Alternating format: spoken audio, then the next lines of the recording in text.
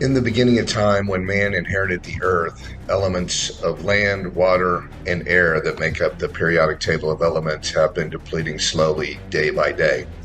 Today, the fossil fuels of oil, natural gas, and petroleum reserves are becoming scarce upon the earth. The world leaders have come together to create the ultimate solution to replenish the resources. Designers, engineers, and scientists have been dispatched into space between Earth and the Moon to build a legendary spaceship known as the Singularity. NASA has handpicked 10 mission control astronauts to dock with the legendary spaceship. Wow, it's about time. Our security officer has arrived. You're not Sergeant Walker. Wait, does Sergeant Walker have red spots all over his face? I am Sergeant Richard Walker, you idiot.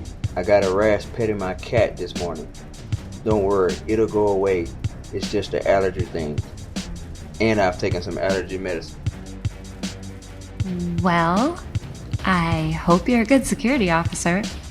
I will be the best security officer. You will see. That is some impressive shuttle you got there. Yes, that is the Atlantis. The next-gen shuttle to carry a crew, supplies, and payload to the new Legionary ship in space. Now that you've mentioned the shuttle, it's time to get on board. Sergeant Watson, please report to the medical lounge for diagnosis prior to launch.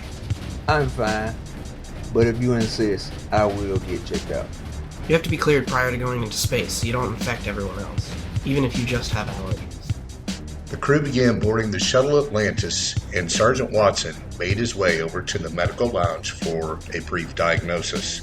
On the day of launch, the security officer, Sergeant Watson, was diagnosed with an unusual and rare form of the measles and could not go into space. NASA immediately sent out a request for a new security officer to all military installations. Within a few hours, prior to launch, a sergeant by the name of Sergeant Leonard Waggit arrived at the NASA Command Center.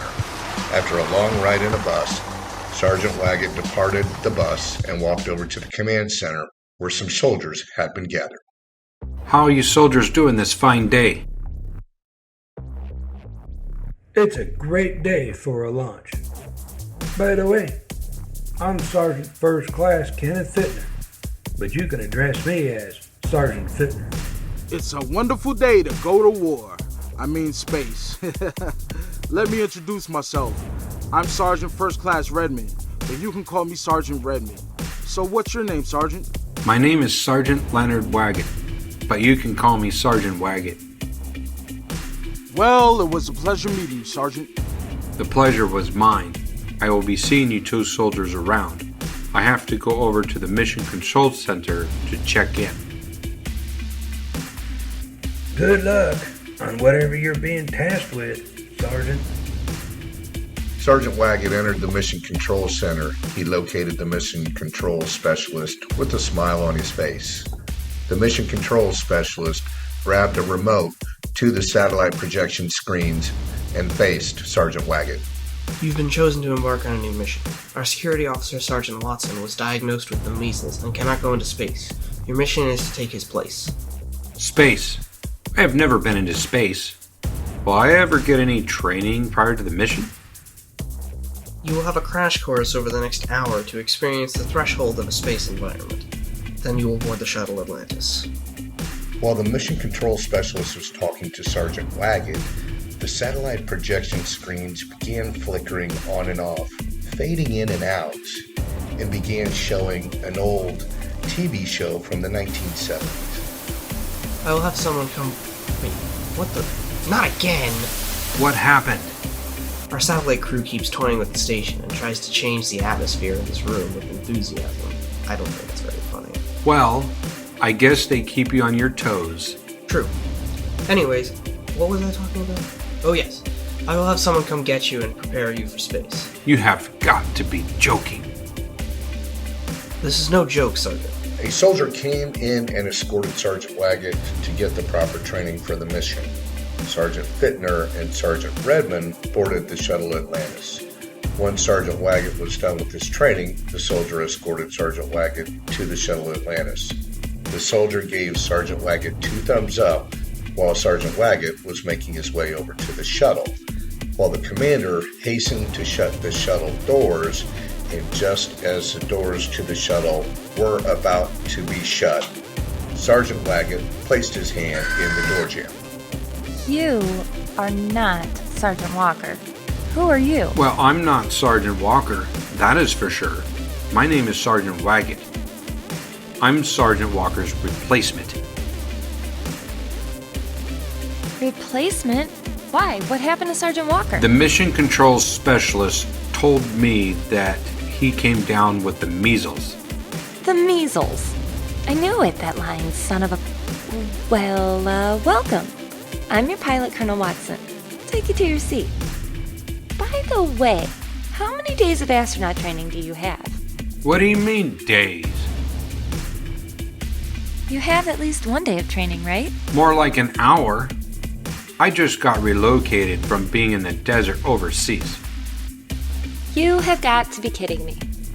Well, I hope you perform as good as our last security officer. I will assure you that I will exceed your expectations as a security guard. After personnel were locked in the shuttle Atlantis, the mission control performed a countdown.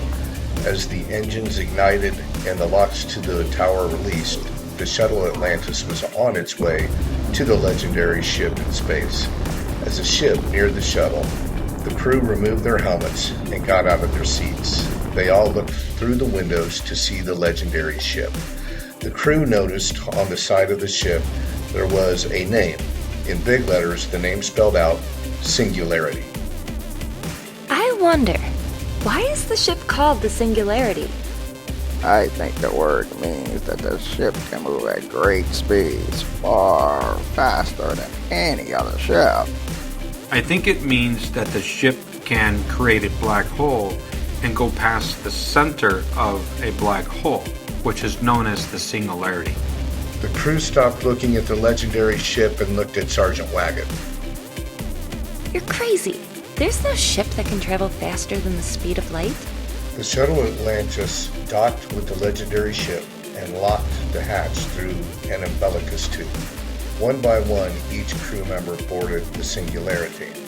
A cleanup crew that was on the Singularity greeted the crew and then boarded the shuttle Atlantis to head back to Earth. The crew then went to the living quarters to put their belongings away. I'll get the ship ready for our first mission. Be sure to store any loose items you may have. Copy that. Copy? Roger. Roger. Be there in a minute. Roger, roger. Got it. Yeah, copy that. Roger, Top. I'm hungry. Gonna go make some food. Copy. The commander left the living quarters and headed towards the captain's deck. The rest of the crew members continued to unpack their belongings. So, I take it you're the chef? Yes. I can prepare great meals like jelly moose nose, fried lizard guts, fish eyeballs. You know, you make me sick. I was just joking. For your information, I will make the best chicken steak and cuisine in the world. Prepare for the best feast ever. Come to think about it, it would be the best in the universe, as we are not on Earth. Well, Sergeant Waggit has a point. The crew members left the living quarters and entered the captain's deck. Each crew member took their place and sat in their chairs. Sergeant Waggit had no idea where to sit, so he just took an empty chair. You can't sit there. That's where my brother sits. Okay, fine. I will sit over there. Sergeant Waggit got out of his chair and walked across the floor to another chair. You can't sit there. That's where my brother sits also. You can sit there. Sergeant Fitner is just trying to give you a hard time. So, Sergeant Fitner has a brother? Sergeant Fitner has an imaginary brother. Great. So he is just like my grandmother. This will be fun. The crew members fired up the engines to the Singularity and prepared for the first mission. The first mission was to travel with a gravity drive system to the nearest solar system away from the Earth. As Captain Duke and Captain Smithers engaged the navigation system, there were a few sparks that came out of the instrument panel, causing the navigation system to malfunction. Before the ship engines could be shut down, the gravity drive engaged, sending the crew to an unknown location in the vastness of space.